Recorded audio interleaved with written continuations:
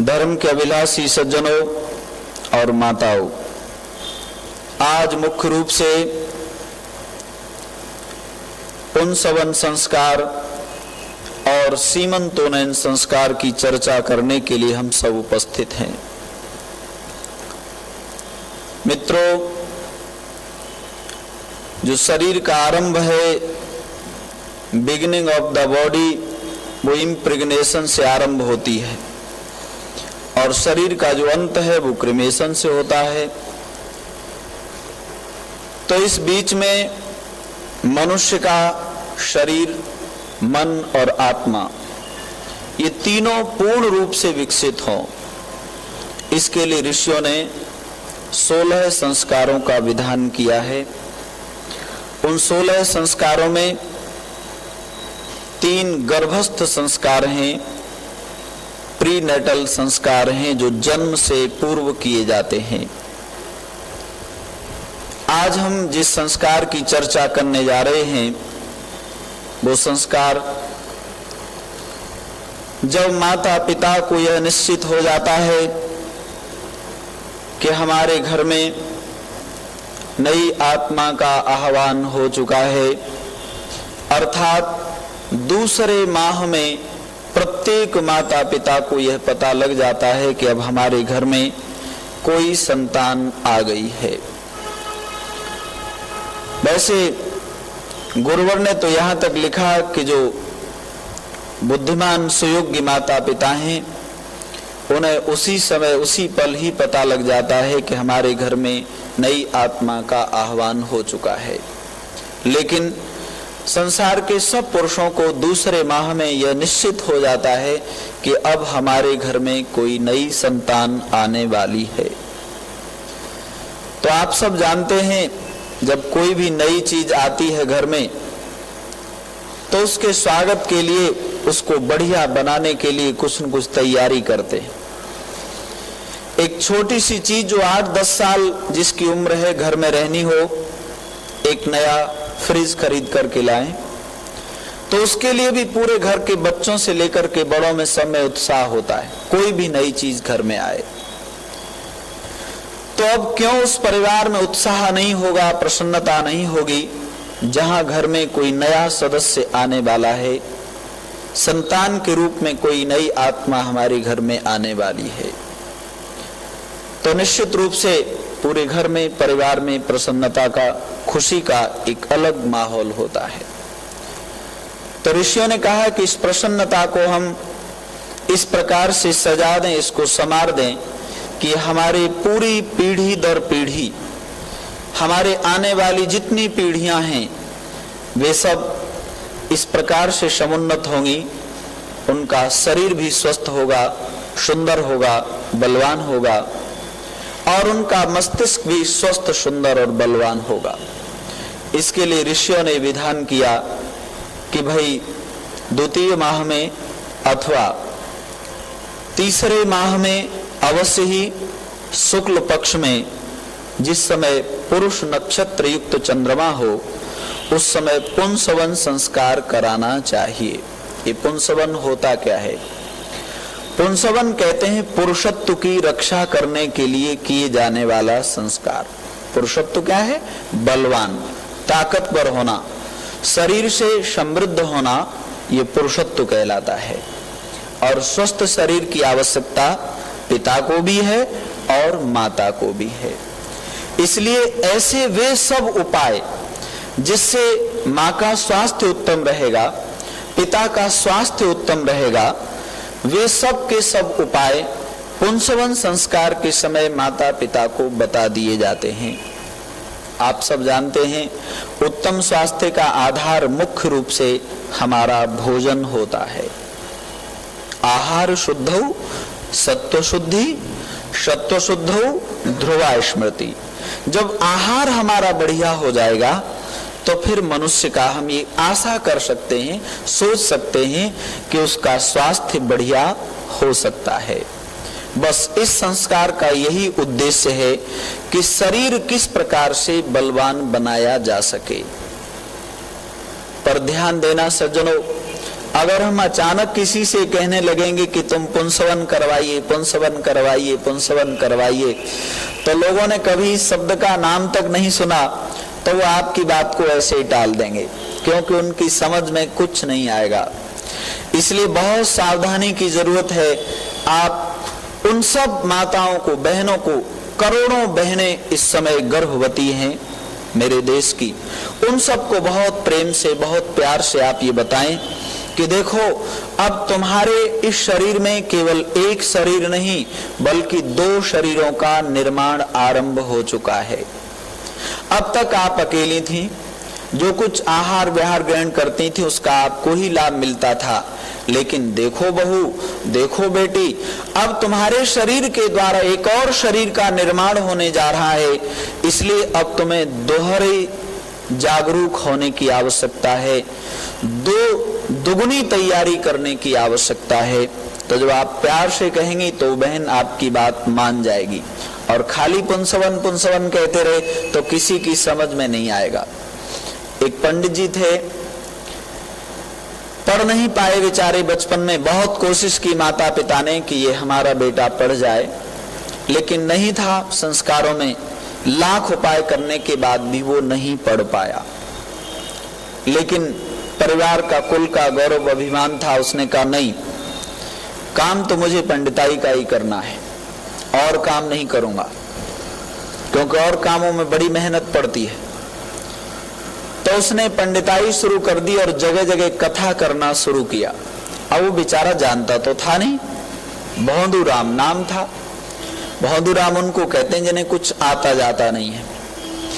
अब ये कथा करने लगा गांव के लोगों के बीच में, और बीच बीच में अपनी कथा को प्रामाणिक करने के लिए बाद में ये कह देता, मार्कंडे पुराणे इति अवदत्।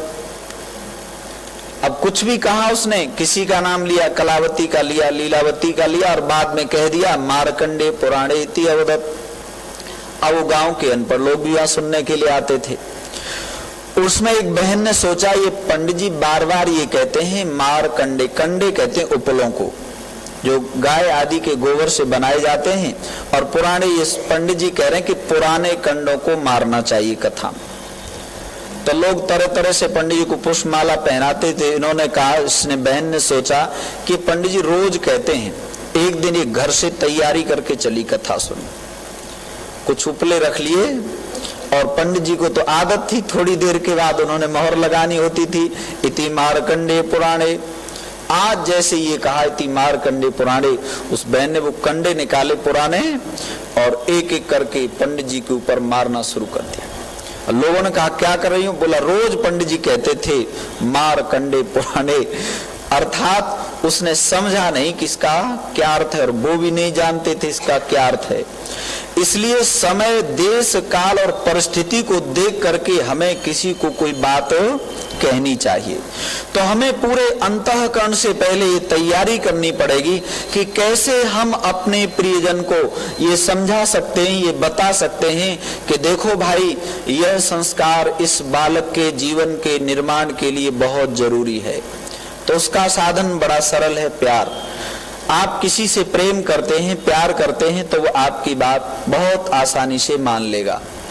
अब वो समय नहीं रहा कि आप तो तलवार के बल पर बात मनवा लेंगे। हाँ, और चीजें अधिकार से मनवाई जा सकती हैं, लेकिन संस्कार आप किसी को देना चाहते हैं तो इसके लिए देने वाले व्यक्ति का उस ग्रहण करने वाले के साथ प्रेम होना बहुत जरूरी है। जब आप किसी अपने घर में अपने किसी संबंधी को, मित्र को, परिचित को ये बता देंगे कि देखो अब ये जो पुंसवन संस्कार है, शरीर की रक्षा के लिए किए जाने वाला संस्कार है, इस समय तुम्हारा आहार विहार कैसा होगा इसके बारे में बहुत ध्यान देना है। तो वो प्यार से आपकी बात को मानेंगे। फिर आप उनको योजना बता दीजिए, देखो इतनी अच्छी बात है, घर में नई आत्मा आ रही है, एक दिन यज्ञ रखिए, हवन कराइए। और देखो पुंसवन संस्कार में या अन्य संस्कारों में सामग्री की आहुतियां नहीं होती हैं, केवल घृत की आहुति लगाई जाती है, और घृत की आहुति लगवा करके आप वहां पर यज्ञ का आयोजन कराएं। जब हवन हो जाएगा उसके बाद 2 विशेष आहुतियां हैं पुंसवन संस्कार की, जो घृत की आहुति लगाई जाती हैं। उन आहुतियों को लगाने के बाद पिता जो हैं वे अपनी पत्नी के हृदय पर हाथ रख करके एक मंत्र बोलते हैं और वो मंत्र बहुत उत्तम भाव है उस मंत्र का। आप सब जानते हैं हृदय हमारे शरीर का महत्वपूर्ण स्थान है। आपने लोक व्यवहार में सुना होगा, लोग कहते हैं देखो हम उनको हृदय से प्रेम करते हैं और कुछ नहीं कहते। यानी जब प्रेम की पूरी पराकाष्ठा होगी, प्रेम अपने चरम पर होगा, तो कहा जाएगा कि हम उन्हें हृदय से प्रेम करते हैं। और वो भी एकांत स्थान में जाकर के जहां और कोई नहीं है, या तो परमात्मा है या वे दोनों पति और पत्नी उपस्थित हैं। वहां पर पति का यह कहना कि देखो मैं अपने संपूर्ण हृदय से चाहता हूं कि केवल आप ही नहीं, मैं भी इस संतान के पालन में पोषण में आपका पूरा पूरा सहयोग करूंगा। लेकिन कैसे करूंगा? हृदय के साथ में करूंगा। मेरी अपनी हृदय की इच्छा है, क्योंकि हम तुम दोनों जने गृहस्थी हैं और हमारा जो मूल धन है वो हमारी संतान ही तो है, जो भगवान की कृपा से, परमात्मा की कृपा से आपके गर्भ में आई हुई है। और इस समय हम दोनों यह प्रतिज्ञा करते हैं कि इस संतान के निर्माण के लिए हमें कुछ भी करना पड़ेगा, चाहे जितना त्याग और तप करना पड़ेगा हम दोनों करेंगे। यह कब कह रहे हैं पति? जब अपना हाथ पत्नी के हृदय के आगे रखा हुआ है। और उसके बाद में उनको पूरी तरह से आश्वस्त करके पत्नी निश्चिंत हो जाती हैं कि अब इस संतान के निर्माण में मैं अकेली नहीं हूं। और फिर यज्ञशाला में लौट करके आते हैं।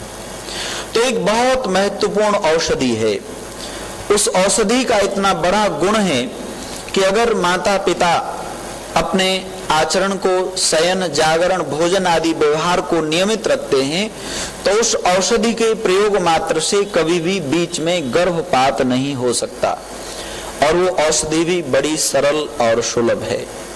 वट वृक्ष होता है, भारत में सब जगह मिलता है।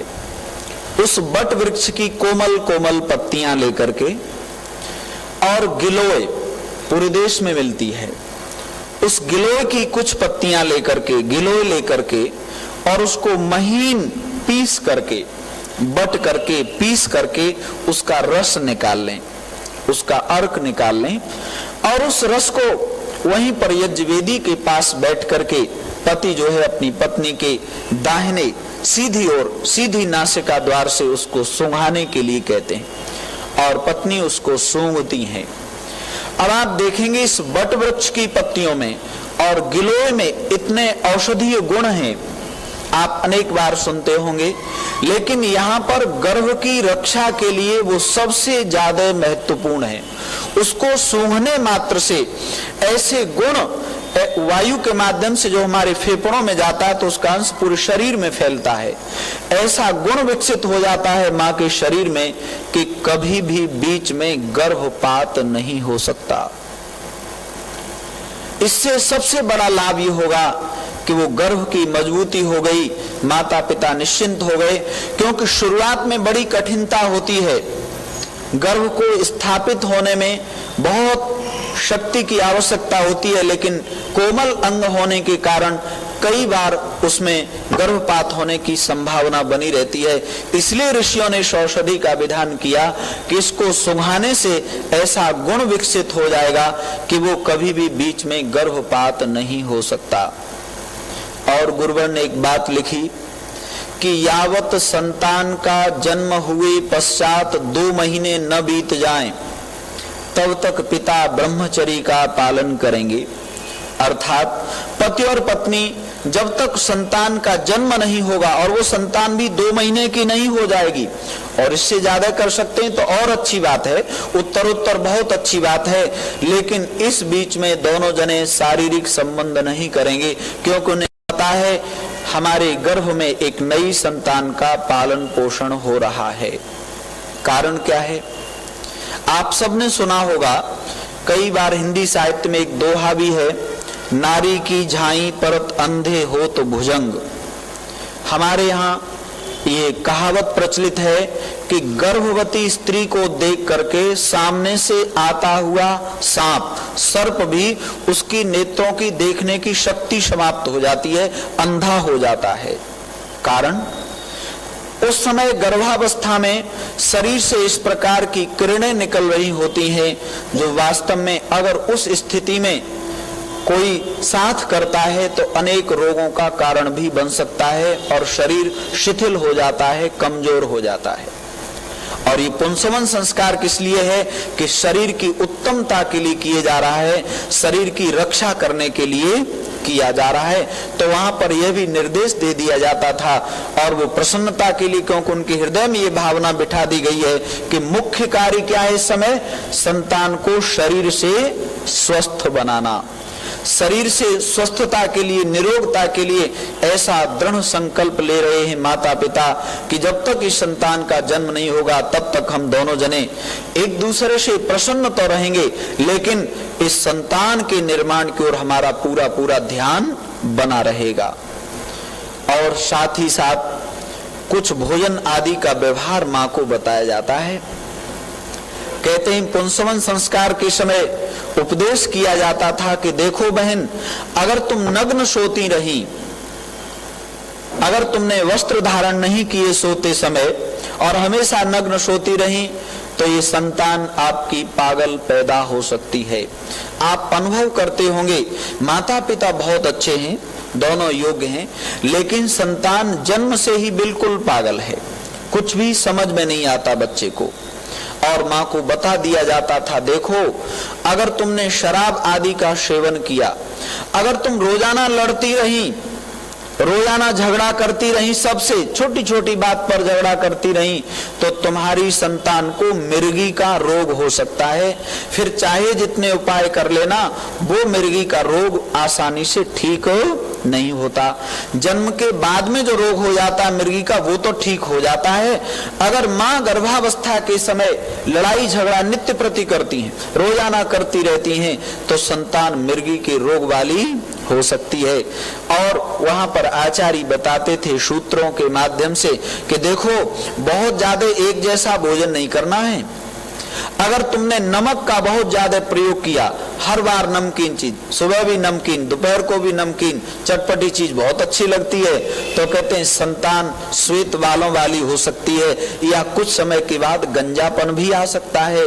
संतान के बाल जो मजबूत होते हैं वो वहां पर ही, अगर माँ ने नमक का बहुत ज्यादा प्रयोग कर लिया तो संतान के कम बाल हो जाएंगे। और अगर वो मीठा ही मीठा खाती रही, बता दिया जाता है पुंसवन संस्कार के समय, तो संतान गूंगी भी हो सकती है। कभी नमक आदि खाया ही नहीं और जो चीजें थी स्वादिष्ट उनको खाया नहीं, केवल मीठा ही मीठा खाती रही। तो इस प्रकार का उपदेश माँ को पुंसवन संस्कार के समय कर दिया जाता था कि तुम्हें कैसा आहार ग्रहण करना है।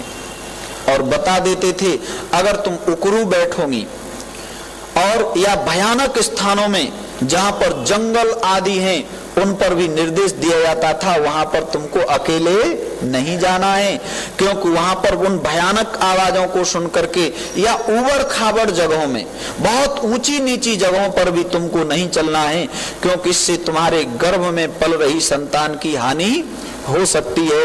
इसलिए मित्रों, इस पुंसवन संस्कार का विधान किया जाता था। और उसके बाद जब माँ आहार आदि के बारे में समझ लेती थी, उस औषधि को दाहिनी ओर से सूंघ लेती थी, उसके बाद फिर पति गर्भ के ऊपर हाथ रख करके फिर एक मंत्र बोलते हैं। और आज तो बिल्कुल हाथ गर्भ के ऊपर रखा हुआ है और पति कह रहे हैं देखो मेरी धर्म पत्नी, आज तो मैं पूरे दृढ़ विश्वास के साथ कह रहा हूं कि मैं पूरा ध्यान इस गर्भ में पल रही संतान पर ही केंद्रित रखूंगा, और तुमसे वायदा करता हूं कि इस बीच में जब तक इस संतान का जन्म नहीं होगा मैं कोई भी अधर्म की कमाई घर में नहीं आने दूंगा। मनुष्य विलासी कब बनता है? आज जो संसार में विलासिता बढ़ रही है, अर्थ लोलुपता बढ़ रही है, उसके पीछे मूल कारण है कि जो हमारे आय का साधन है। आप बहुत अच्छे व्यक्ति हैं, लेकिन आप 1 करोड़ रुपए रिश्वत ले लीजिए, आपका विचार तुरंत विलासी हो जाएगा, आप विलासिता की ओर चले जाएंगे। तो उस समय पति प्रतिज्ञा करता था कि देखो देवी, ये बहुत बड़ी ईश्वर की कृपा से आत्मा घर में आई है, मैं कोई अधर्म की कमाई अपने घर में नहीं आने दूंगा, क्योंकि मुझे दृढ़ विश्वास है अगर अधर्म की कमाई घर में आ जाएगी तो निश्चित रूप से मेरी संतान बिगड़ जाएगी। आप देखते होंगे संसार में बहुत अमीर व्यक्ति हैं, लेकिन बच्चे जन्म से ही या तो अपंग हैं या बिल्कुल बुद्धि से मूर्ख हैं, और अरबों रुपया है उनके पास में। और ऐसा नहीं पैसे वालों के ही होता हो, बहुत से गरीब लोगों के यहाँ भी आपने देखा होगा, बहुत गरीब व्यक्ति है लेकिन संतान बिल्कुल बेकार है, अपंग है, पागल है, मूर्ख है। क्यों? क्योंकि आज हम इस पुंसवन संस्कार को भूल चुके हैं। वेदों की ओर लौटो का नारा कोई शौक नहीं चढ़ा था ईश्वर को देने का, वो जानते थे बिना वेदों की ओर लौटे इस धरती का नव निर्माण नहीं हो सकता। एक नई दुनिया हम बसाना चाहते हैं तो उसका आधार ये हमारी संस्कार जन्य पद्धति है, वो जीवनचर्या जिसमें संस्कार सम्मिलित हैं, इससे पूर्ण मनुष्य का निर्माण हो सकता है।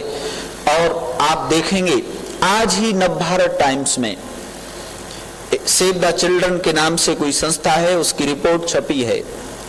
इस देश में जन्म लेने वाले 4 लाख बच्चे 24 घंटे के अंदर अंदर मर जाते हैं जन्म लेने के बाद, और कितने लाख बच्चे ऐसे हैं जिनको जीवन के 5 बसंत नसीब में नहीं होते, अर्थात 5 वर्ष से पहले ही उनकी मृत्यु हो जाती है।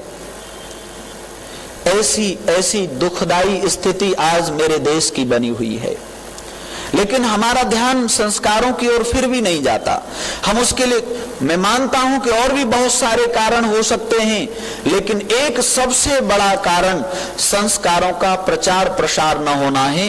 कितना ही गरीब व्यक्ति हो, बहुत ज्यादा मेवा मिष्ठान खाने के लिए न मिलते हो, लेकिन यदि उसे ये एहसास करा दिया जाए कि तुम दोनों के संयम के कारण ही संतान का स्वास्थ्य बहुत बढ़िया हो सकता है, तो मैं चाहता हूं धरती का गरीब से गरीब व्यक्ति भी इस संस्कार के द्वारा उस जन्म लेने वाली संतान के प्राणों को बचा सकता है।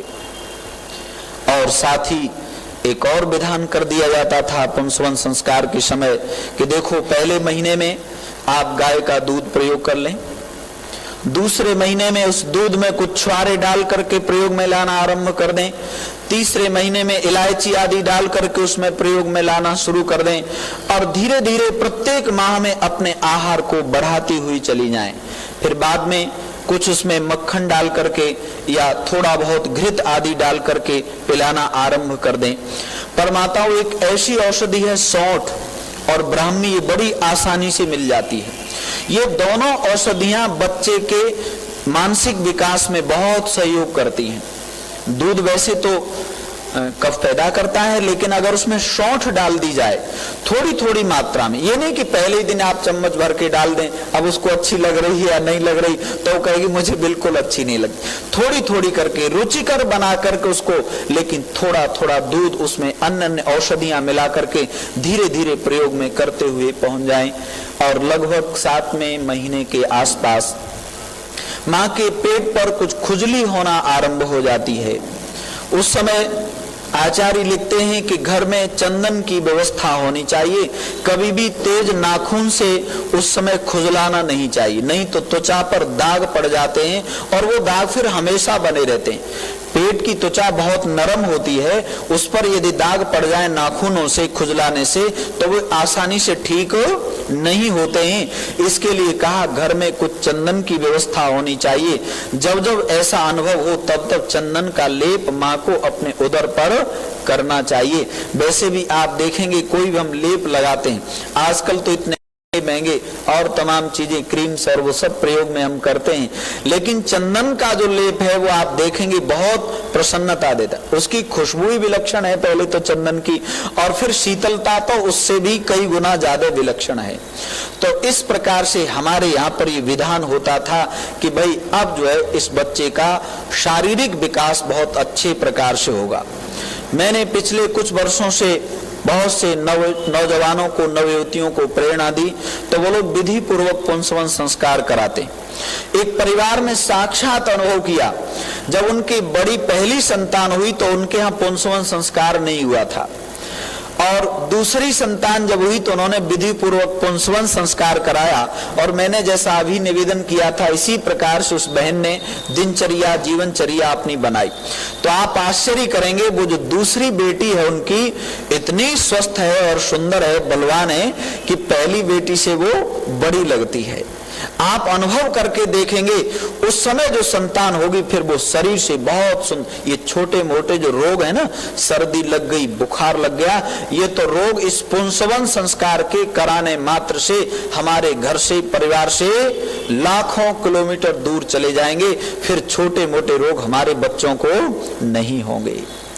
इसलिए हमारे ऋषियों ने विधान किया कि भाई दूसरे माह में अथवा तीसरे माह के शुक्ल पक्ष में यह पुरुष नक्षत्र युक्त जब चंद्रमा हो तो पुंसवन संस्कार जरूर करा देना चाहिए। एक और समस्या है, अगर कोई हमसे पूछ ले कि ये संस्कार कब होना चाहिए, तो हमने एक वाक्य रट लिया है कि नहीं, कभी भी जब मर्जी हो तब आप संस्कार करा दें।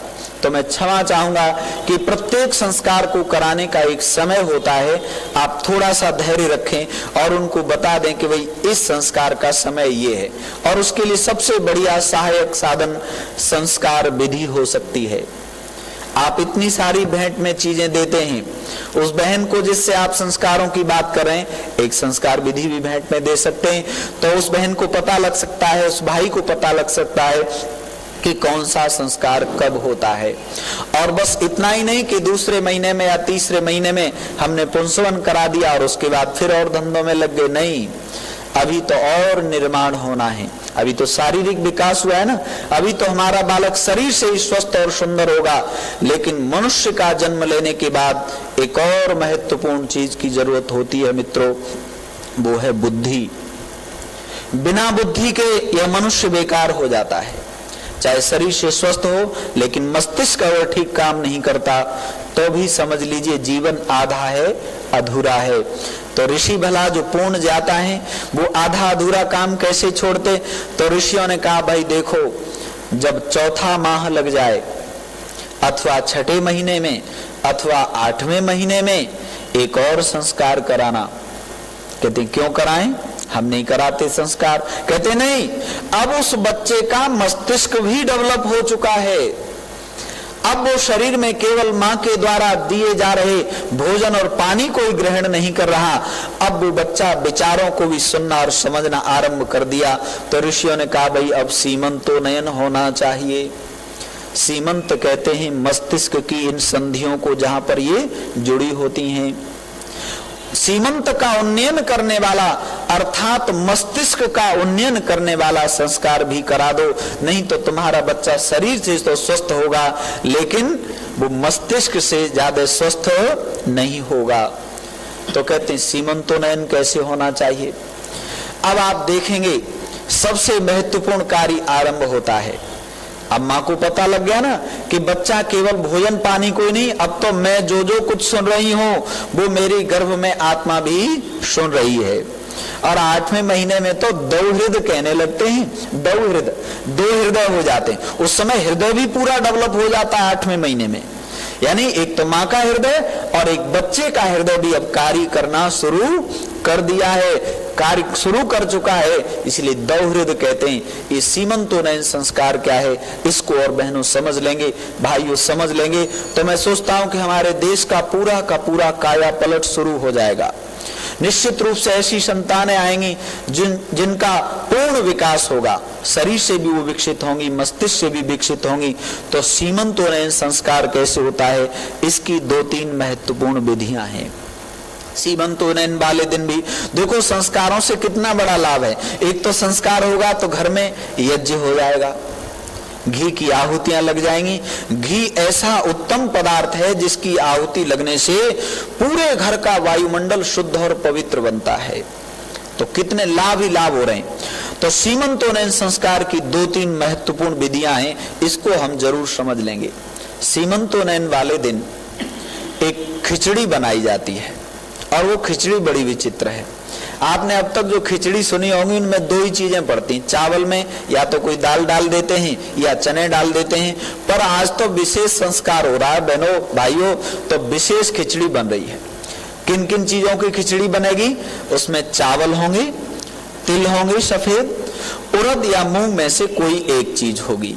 इन तीन को मिला करके खिचड़ी तैयार की जाएगी और उस खिचड़ी में से जब पति और पत्नी दोनों यज्ञ कर रहे होते हैं, पहले तो उस खिचड़ी में से कुछ आहुतियां यज्ञ की अग्नि में लगाते हैं और आहुति लगाने के बाद वहीं पर प्रबंध किया होता है नया कंघा और सुगंधित तेल।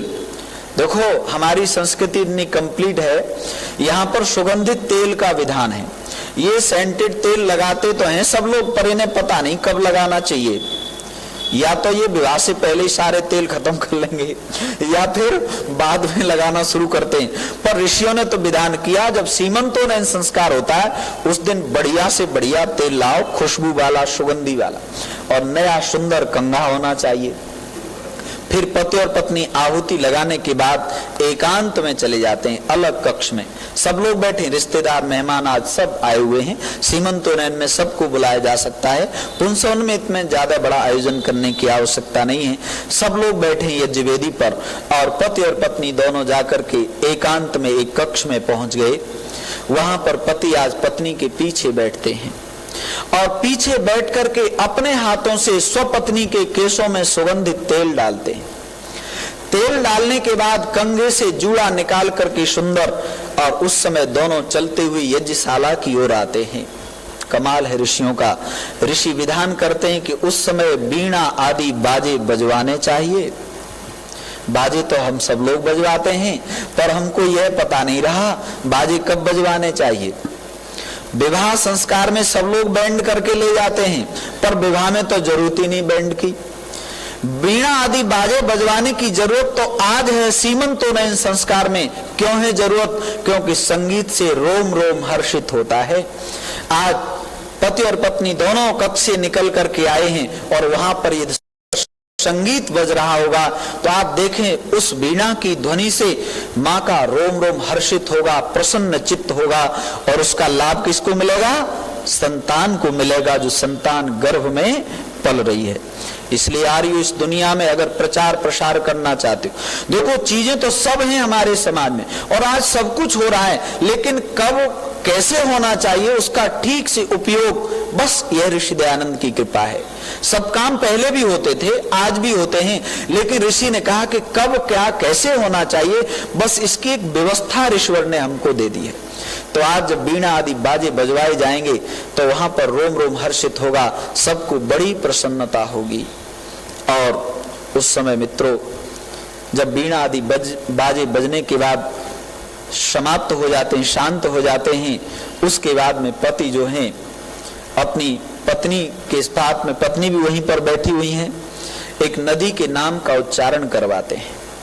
आज पत्नी नदी के नाम का उच्चारण कर रही है। आप कहेंगे नदी के नाम के उच्चारण की क्या आवश्यकता है? एक नया पाखंड और समाज में तुम पैदा कर दोगे। पर ध्यान रखना मित्रों, हम पाखंड की परिभाषा भी शायद ठीक ढंग से नहीं समझ पा रहे। पाखंड क्या होता है और पाखंड का खंडन क्या होता है, इसको हमें पुनः परिभाषित करना पड़ेगा। नदी के नाम का उच्चारण परम आवश्यक है। क्यों आवश्यक है, इस बात को समझ लेंगे। देखिए नदी की एक विशेषता है। नदी किसे कहते हैं? बहते हुए जल को, जो पानी बह रहा होता है उसी का नाम नदी होता है। एक सज्जन कहने लगे अगर ठहराओ पानी, तो मैंने कहा वो नदी नहीं, फिर तो वो तालाब हो गया या गड्ढा हो गया, पोखर हो गई, वो नदी नहीं कहला सकती है। तो आज माँ नदी के नाम का उच्चारण कर, जो नदी उसको पसंद है। कोई कंडीशन मत लगाओ कि गंगा जी का ही नाम बोलना है या जमुना जी का ही नाम बोलना है। जो उस बहन को पसंद है उसकी इच्छा पर भी तो छोड़िए, सबसे महत्वपूर्ण काम तो वही बहन कर रही है। तो अपनी इच्छा से जो नदी उसको पसंद है, जो उसको प्रिय लगती है, उस नदी के नाम का उच्चारण वहां पर वो बहन करती है। क्यों कराया जा रहा है नाम का उच्चारण? देखो नदी की एक विशेषता है। नदी में आप देखेंगे बहुत सारा कूड़ा कचरा बहता रहता है, लेकिन नदी उस कूड़े को, लोग तरह तरह का कूड़ा डाल करके आते हैं, वैसे नियम ये होना चाहिए, राजनियम बनना चाहिए कि किसी भी नदी में कभी भी कोई किसी प्रकार का कूड़ा डालना राजकीय पाप माना जाएगा, सामाजिक पाप माना जाएगा। लेकिन चलो वो तो धीरे धीरे चलेगा, चल रहा है क्रम। तो नदी क्या करती है कि उस डाले हुए कूड़े को आगे बहा करके ले जाती है। तो आज माँ को ये बताया जा रहा है, देखो बहन, तुम घर में रहती हो, परिवार में रहती हो, समाज में रहती हो, ऐसे बहुत से अवसर आएंगे जब लोग तुमको कोई अप्रिय बात कहेंगे और तुमको नाराज करने की कोशिश करेंगे, तुम्हें भी गुस्सा आ सकता है। पर ध्यान रखना, इस समय तुम बहुत बड़ा कार्य, सृष्टि के निर्माण का, संसार के निर्माण का, कुल के निर्माण का, वंश के निर्माण का कार्य करने जा रही हो। तो उन छोटी छोटी बातों को उन कूड़े की भांति बहा देना, जैसे वो नदी उस कूड़े को तो बहा देती है लेकिन अपनी पवित्रता को बचाए हुए बनी रहती है। ऐसे ही बहन तुम ध्यान रखना, छोटी छोटी बातें तो हुआ करेंगी परिवार में, ऐसा कभी नहीं होने वाला कि घर में किसी में लड़ाई ही नहीं होगी, बंद हो जाएगी। छोटी मोटी बात तो हुआ ही करती है, पर तुम ध्यान रखना, तुम्हें अपनी पवित्रता को बचा करके रखना है, तुम्हें उस पवित्रता पर कभी कोई आंच नहीं आने देनी है। और उसके बाद जब वो नदी के नाम का उच्चारण भी कर लेती हैं, तो उसके बाद जो घी बचा हुआ है, जिसमें खिचड़ी बनी थी ना, उस खिचड़ी में और अधिक घी डाल करके, ऐसा घी डाल करके जिससे परछाई दिखाई देने लगे। देखो आज परछाई भी देखी जाती, मुझे कई बार बड़ा आश्चर्य होता है, संसार में सारी विधियां हो रही लेकिन उल्टी हो रही। पौराणिक लोग जो विवाह के समय वहां पर छाया पात्र का दान करा के उसमें कहते इसमें परछाई देखो, हमने कि यहाँ तो जरूरत ही नहीं है, यह परछाई तो सीमंतों ने इन संस्कार में देखनी है। पंडित जी आप ये गड़बड़ क्या करवा रहे हो, अरे इसको थोड़ा सा समय दो, सीमंतों ने इन तक तो पहुंचने दो, अभी तो विवाह संस्कार ही हुआ है और तुम यहाँ पर परछाई दिखा रहे हो। उस समय पत्नी उस कटोरे को जिसमें खिचड़ी है और बहुत सुंदर घृत है, जिसमें केसर आदि पड़ी हुई थी, सुगंधित घी है, उसको पत्नी के हाथ में दे देते हैं। पति कहते हैं देखो पत्नी, अब इसमें तुम अपनी परछाई देखो। जब वो परछाई देखने लगती हैं तो फिर पूछते हैं किम पश्यसि, तुम क्या देखती हो इसमें। तो आज पत्नी अपना हृदय खोल देती है और कहती है अहम प्रजाम पश्यामि, पत्युः दीर्घायु पश्यामि, सौभाग्यम पश्यामि। आज धर्म पत्नी अपने पूरे हृदय को खोल करके इस वाक्य को कह रही है, हे पतिदेव, अपनी परछाई को निहारते हुए कहती है अब इसमें मुझे और कुछ नहीं दिखाई दे रहा है, केवल प्रजा ही प्रजा दिखाई देती है, अर्थात संतान ही संतान दिखाई देती है। पत्युः दीर्घायु पश्यामि, अब मुझे अपने पति की दीर्घायु ही दीर्घायु दिखाई देती है, कुल का, परिवार का सौभाग्य ही सौभाग्य दिखाई देता है। इस वाक्य में माँ ने वो अपना हृदय खोल करके रख दिया है, जो किसी भी परिवार की उन्नति के लिए पर्याप्त होता है। आज और कोई इच्छा नहीं रही, आज माँ को और कुछ दिखाई नहीं दे रहा है। क्या दिखाई दे रहा है? बस अपनी संतान ही संतान दिखाई देती है। अब आप देखें, जिस घर में सीमंतों संस्कार होगा, वहां की माँ बहन कभी अपने गर्भ में पल रही संतान को कटवाने के लिए जाएगी? उसकी तो मन में विचार तक नहीं आएगा कि यह संतान मेरी समाप्त हो जाए गर्भ में ही, वो कभी नहीं सोच सकती। इसलिए आर्यो, इस धरा को यदि हमें अच्छा बनाना है तो इन संस्कारों की परंपरा को हमें आगे आगे बढ़ाना होगा। और उसके बाद में सब संस्कारों में यज्ञ वेदी से उठने से पूर्व ही पत्नी अपने पति के चरण स्पर्श करती हैं, और उसके बाद पितामह आदि, जो सास ससुर आदि, पिताजी आदि उपस्थित हैं, उनके चरण स्पर्श करती हैं। क्यों कर रही हैं वंदना? क्योंकि पति ने ही निषेक आदि कर्म के द्वारा, क्योंकि प्रथम गुरु वीर का दान दाता पिता ही होता है, इसलिए सबसे पहले पति को चरण स्पर्श करती हैं।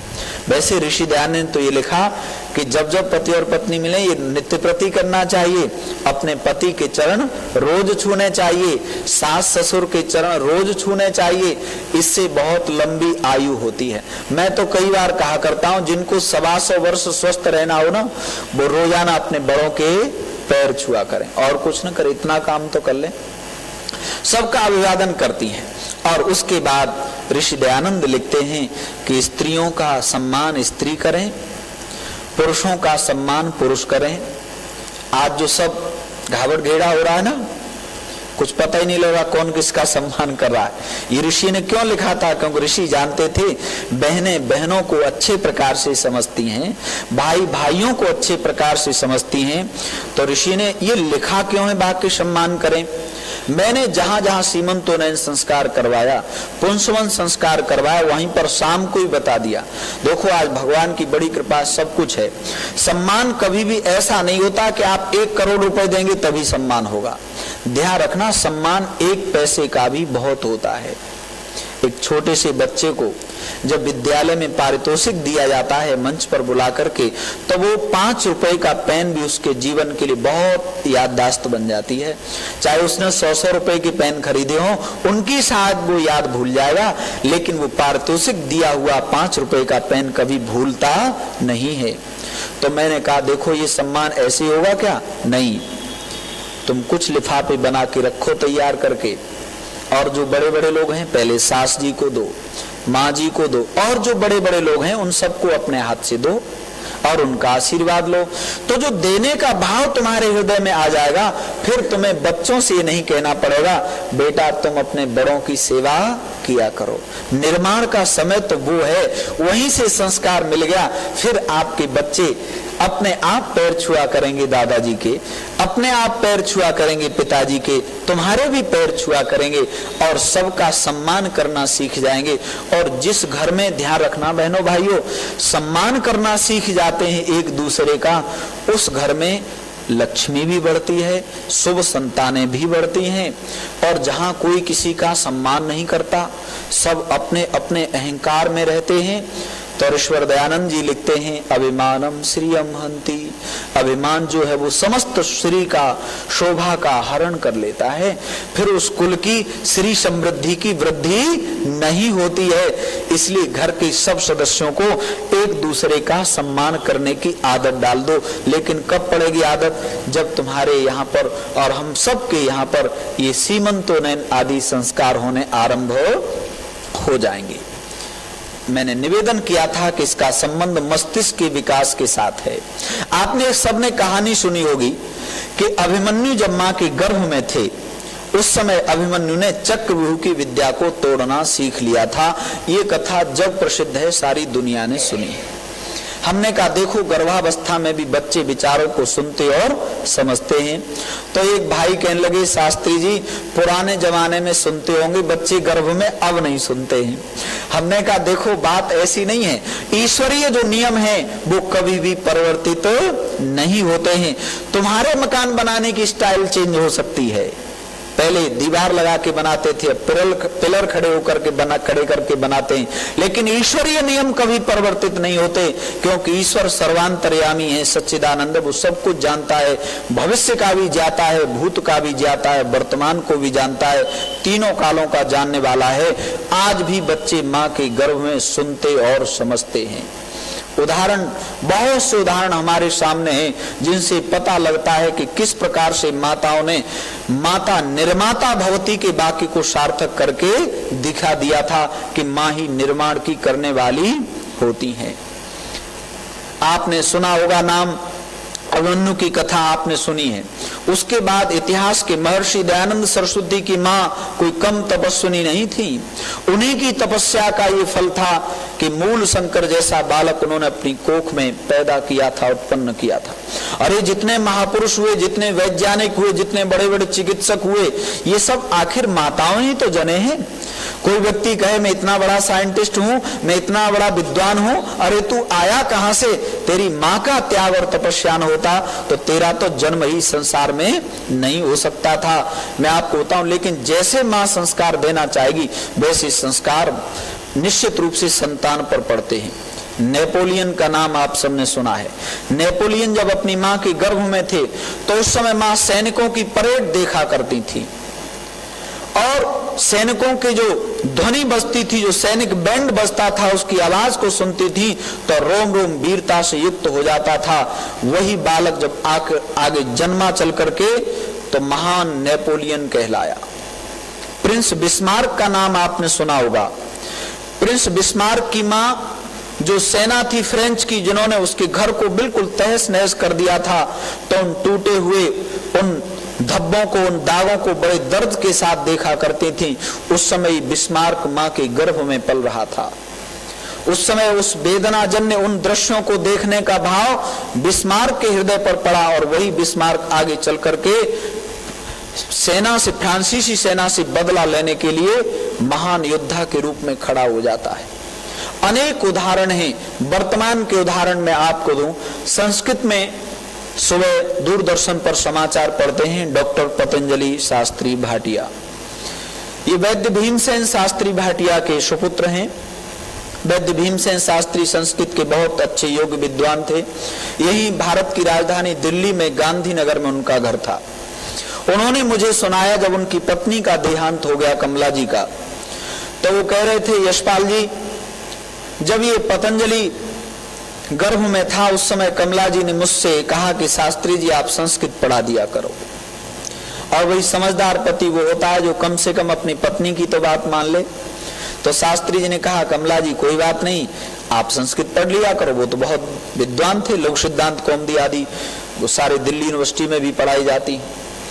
तो उन्होंने, कमला जी ने उस समय अष्टाध्यायी आदि ग्रंथ पढ़ना आरंभ किया। ये सच्ची घटना मैं आपको बता रहा हूं। अभी हैं डॉक्टर साहब, आप उनसे मिल सकते हैं। दिल्ली विश्वविद्यालय की जब ग्रामर पढ़ाने के लिए, व्याकरण पढ़ाने के लिए किसी अच्छे विद्वान की लोग जरूर समझते हैं, तो उनमें एक डॉक्टर पतंजलि शास्त्री जी भी हैं। तो वैद्य भीमसेन जी कह रहे थे कि कमला जी को मैंने बहुत दिनों तक अष्टाध्यायी पढ़ाई, और उसके बाद आप जानते हो घर में बहुत सारे काम होते हैं। पहली संतान थी तो और कामों में लग गई, लेकिन संस्कृत पढ़ने का जो विचार उस समय गर्भ में पल रही संतान पर पड़ गया, वही बालक आगे चल करके जन्म लेता है। पतंजलि उसका नाम रखा जाता है, और सबसे पहली नियुक्ति उनकी कुरुक्षेत्र यूनिवर्सिटी में हुई, किसी सिफारिश से नहीं, उनकी योग्यता के बल पर। तो सज्जनों, ऐसा नहीं है कि गर्भावस्था में दिए हुए संस्कार व्यर्थ चले जाते हैं, बेकार चले जाते हैं। इसीलिए ऋषियों ने विधान किया था, माँ निर्माता है, इसलिए जैसा अपनी संतान को बनाना चाहती है वैसा ही साहित्य पढ़ें, वैसे ही अपने कमरों में चित्रों को लगा करके रखें। उनके कमरों में अच्छी अच्छी तस्वीरें भी होनी चाहिए, जैसा वो निर्माण करना चाहती हैं। अब आप कहेंगे कि अच्छे ही संस्कार पढ़ते हैं। सज्जनों, बुरे संस्कार भी पढ़ते हैं। अमेरिका के एक प्रेसिडेंट थे गारफील्ड, जिनकी हत्या कर दी गई। हत्या कर दी गई तो वहां तो आप जानते इतना डेवलप कंट्री है, पता लगाया गया किस व्यक्ति ने हत्या की और हत्या का कारण क्या है। तो पता लगा गीटू नाम का व्यक्ति जो हत्यारा है, जिसने हत्या की है, उसकी समरी रीड की गई, उसकी जो थीसिस थी उस पर तैयारी की गई, कि केस स्टडी की गई उसकी, कि ये कौन व्यक्ति है गीटू जिसने हत्या कर दी। इसका कोई संबंध नहीं था प्रेसिडेंट के साथ में, राजकाज से भी जुड़ा हुआ नहीं था। क्यों हत्या कर दी इसने? तो पाया उस केस स्टडी में कि यह व्यक्ति अपने माता पिता की छठी सातवीं संतान थी। तो परिवार इतना बड़ा होता जा रहा था, छठी सातवीं संतान थी। जब ये गीटू माँ के गर्भ में आया तो माँ ने गर्भपात करने की बहुत सारी औषधियां, गोलियां, दवाइयां खाई, लेकिन गर्भपात नहीं हो पाया। और गर्भपात नहीं हुआ तो ये बालक जो उदर में पल रहा था उसका जन्म हो गया, गीटू नाम रखा गया। लेकिन जो हत्यात्मक संस्कार था वो उस गीटू के ऊपर माँ के गर्भ में ही पड़ गया। वही गीटू आगे चल करके अमेरिकन प्रेसिडेंट गारफील्ड की हत्या कर देता है। इसलिए माताओं बहनों ध्यान रखना। आप देखते होंगे अभी भी एक बहन बहुत अच्छे परिवार की, खूब संपन्न, एक लड़का बहुत सुंदर उसका, और छत से कूद करके खत्म हो गई। जरा सी कोई बात हुई घर में, लेकिन वो बात इतना कारण नहीं, उससे ज्यादा बड़ी बड़ी बातें कई बार उस घर में हुई होंगी, लेकिन आज क्यों उस बहन ने छत से कूद करके हत्या कर ली? क्योंकि हत्यात्मक संस्कार कहीं न कहीं उस बहन को माँ के गर्भ से प्राप्त हुआ था। क्योंकि हमारे यहाँ पर आप जानते हैं व्यापारी लोग ये नहीं देखते कि किसी का नुकसान होगा या फायदा होगा, हमारा व्यापार बढ़ना चाहिए। इसलिए तमाम ऐसी औषधियां प्रचारित कर दी कि इनसे गर्भपात हो जाएगा, लेकिन उनसे गर्भपात होता ही नहीं था।